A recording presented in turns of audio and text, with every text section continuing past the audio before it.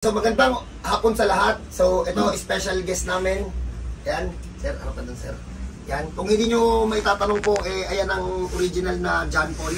Yan, tatay ni John Paul. Yan! Sir, wala bang gustong batiin, sir? Parang alam namin may gusto kong batiin na. Shoutout po sa mga sa mga followers ko, non-followers. Ito po, nagpunta po ako rito, napakabisa talaga tong healer. Siya lang, sir. Sila lang. Sige po. Ayaw nyo batiin siya? Shoutout mo tayo yung baby mo pa. Yung baby mo, kuya. Shoutout na nga pala sa baby ko, nando sa San Carlos, Pangasinan. Yung dating baby. Isip natin. Na paano to, kuya? Yung pagbuhat ko, sir. John Paul na lang po. Hindi, pagbuhat ko, tapos biglang yung hindi ko na kayaan, tapos biglang tumunog ka agad. May tumunog, tapos yun, nagtuluyan na, masakit na siya. Kuya, pataas nga ng dalawa po kayo. Sige po, sagad. Ito sa yung taas mo. Hindi kaya. Kaya, pero masakit, no? Oo, masakit. Nakabatan mo. Kaya lang po, Ayun, ugat lang, oh. Ayun, ito. Ayun, pag may ganito kayong case, pwede nyo hanapin si John Paul sa si Marvin. Madali lang to. Tanggal. Isa pa. Tingnan po, Wala nang pahinga. Relaxan pa. Relaxan po.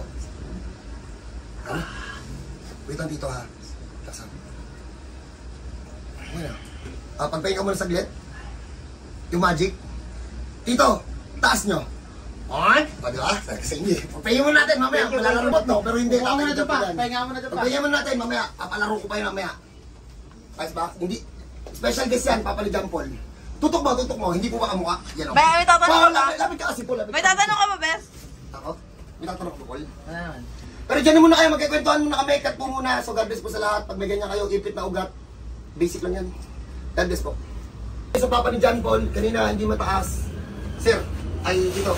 Kasi hindi ganun mo. Pero, yan na. Hindi mataas yan.